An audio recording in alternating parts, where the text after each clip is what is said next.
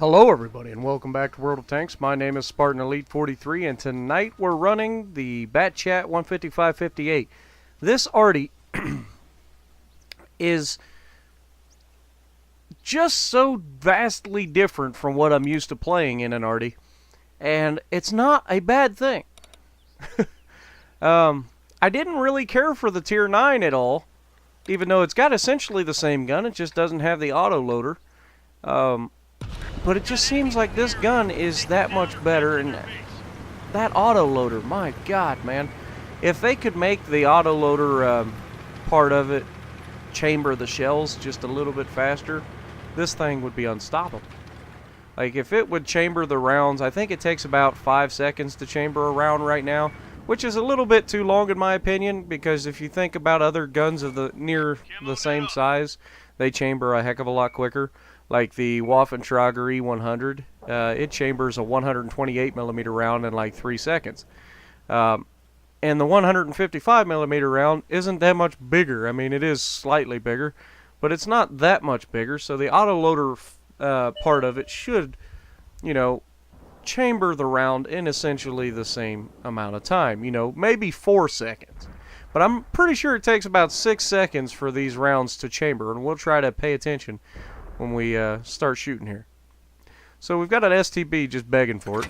I'm loaded, shot out. That one did some damage. We hit him, and loaded, shot out.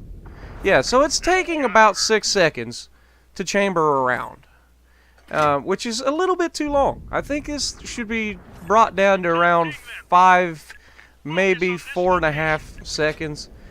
Just in fairness, I mean, the gun is a lot smaller than any other arty in the game. You know, the same gun, 155mm gun, is used from like tier, I don't know, tier 7s. My M12 had a 155mm cannon. You know, that sort of thing. But anyway, so I'm going to reposition over to the left because we've pushed over the hill. We're pushing these guys back. I want to be able to get into a spot where I can help them as soon as I'm loaded. So I've got about 28 seconds left on my load time. They've got at least 2 tanks right here. The Object 268 is holding his own for the moment. He's got a rock in between me and him, and the E5 has now gotten behind his rock. They're both in areas that I can't hit. Now this 268 has backed out to a place where I could potentially do some damage, and he just absolutely decimates anything that gets in front of that big old gun of his. And the 268 is a very good tank. I know you guys probably seen me use it more than once. And shot out, just trying to splash him. We overshoot him, so we don't do any damage there. We're trying to get a good shot on this 268. Shot out. There we go. Now he just needs to finish him. He finishes him. Now we've got this E5 and a Waffentrager. I'm going to shoot at a Waffentrager 9 times out of 10. Shot out. We set him on fire. Reloading. Round chambered. Shot out. And we get him again. So that Waffentrager's probably not liking life right now. He took a couple easy shots to wipe out the guys on our side and took quite a bit of damage in the process due to me.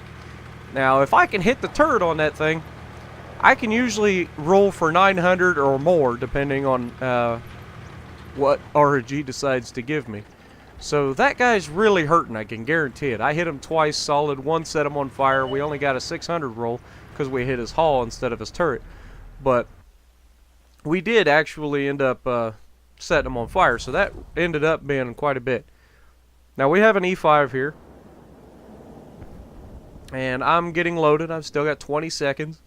But you can see I'm already up to 9 hits. A couple of those are going to be from setting the guy on fire, so we'll just say we're up to at least 6 hits. There's a Jagdpanzer E100. Now this Jagdpanzer E100 knows he's the king of the castle right now. He's got no problem, and he's doing the wrong thing though. If you're in that tank and you've got a chance to be on a hill, just crest the hill and point your front armor down like he's doing now. Actually, he was just gonna try to rush us, and I tracked him in place, and now we're chewing him to pieces, and he's dead. We had our buddy come over in his Waffentrager E100, and bye-bye Jagdpanzer E100. But that's what I'm saying. Like, if you can get that thing hauled down, my God, is it a good tank. Now, we've got all these guys over here in the city. There's an AMX 50B, there's the T30, there's a Stage 2, which is a 4005. And unfortunately, it isn't happening. I was hoping I could get a shot out on these guys. I'm like looking ahead of the building, hoping he'll just charge up. He looks like he's going to, and then he doesn't, and then like he's just breaking contact, which is what he needed to do. We have a Death Star here, but there's a guy that was lit up for a second on the middle road there, and he's going to probably chew this Death Star to pieces. And there's that Death Star on their team. So they've got a Death Star and a 4005 shot out on the Death Star, and he just stopped backing up, which means we missed our shot. So, not very good. Not very good at all. But we are up to 12 hits. Now, it's not a guarantee because, like I said, we did set the guy on fire, so a couple of those probably aren't there. We'll just call it 10 hits. But we're doing pretty well. So, there's that tank destroyer on the center road again. And that poor Death Star is just sitting right out in the open. He can't pull forward because they'll shoot him. He can't back up because they're shooting him from the road. There's just nothing he can do. He's in a bad spot, and he's going to die. And there it is. I mean, sometimes you get pinched, and there's nothing you can do about it. The only thing you can do is just try to make somebody miss you. Alright, so our left side's completely unguarded. Our right side has quite a few big, bad, ugly tanks in the way. And I have a good shot at the Death Star, which generally doesn't like high explosive rounds, though this is a small one. And we hit him for 389 because we hit his front armor. Now that immediately makes him go, I'm out. I ain't about that life. That already will chew me to pieces. I've already seen what he's capable of. He's like, I'm done. I'm going to fall back into the city, let them come to me. Which is the smart move. When you've got that big of a gun and no armor, you need people to come at you. You don't want to engage on other people's terms. You always want to make them engage you on your terms.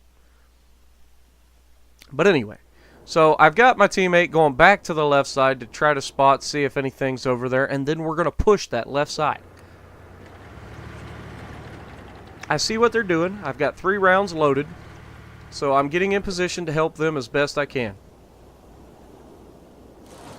And you'll see I always tend to turn to the hull of this tank because it has very, very good hull traverse. I had a game one day where a T-49 tried to circle jerk me, and I literally out-turned him. He could not match my turning velocity, and I just shotgunned him. He had no chance.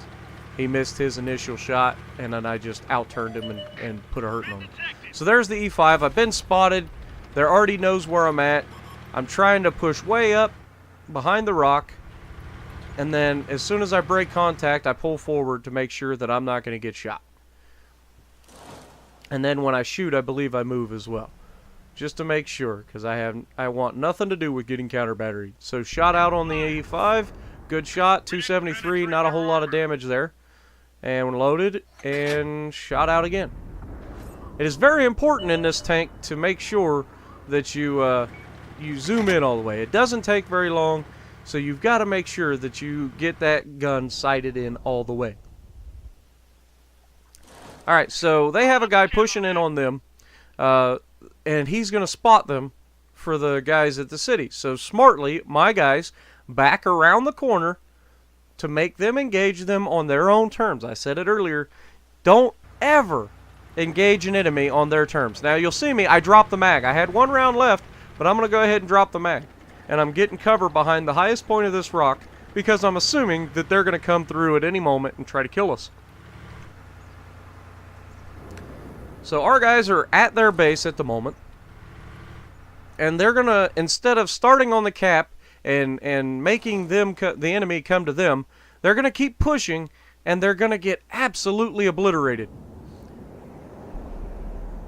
as soon as they spot. Now there's the guy that was pushing around our corner, so our guys know, hey, they can go ahead and pull back up. But our guys have now gotten themselves into a pickle. Now they're out in the open, they have no idea where the guys are at in the city, and they just get annihilated. The heavy tank's falling back. He's going to get into the circle, which is what they probably should have done at the beginning, but hey, we all do it. Everybody makes mistakes once in a while, and sometimes in World of Tanks, it is absolutely unforgiving. You make a mistake in World of Tanks, you will most likely die. It's even worse in World of Warships, to be honest. If you ever play World of Warships, if you make a mistake in that game, you're dead. There's just no other way around it. You will eat 7 torpedoes. It doesn't matter. You're dead. But anyway, back to World of Tanks. Here's this Death Star, and they get him. He manages to only take half his health and damage, so that's a win anytime you're in a lightly armored vehicle versus a Death Star. And our heavy has been reset and killed. So we know that that's probably a Waffen-Tragerie 100 right there on the center road, because he just clipped out 2 tanks.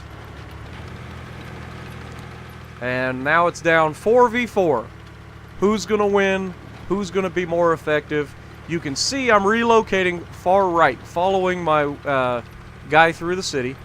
I'm going to get up here to where I can be most effective, which is right here on this ridge line. This thing has such good camo and a camo net that I carry that I am not even worried about something spotting me. Once this camo net is up, there's nothing going to know that I'm here. Alright, so I'm zooming in. There's an AMX-50 out in the open, and shot out. And I love when they just stop and stare at you when you pull the trigger. So he had no chance. Now it is 4v3. Oh, look, there's another one. Shot out. Oh, they killed him right as I pulled the trigger. He had 4 health left. That's tough. That's tough when you get a guy that low and he somehow manages to survive.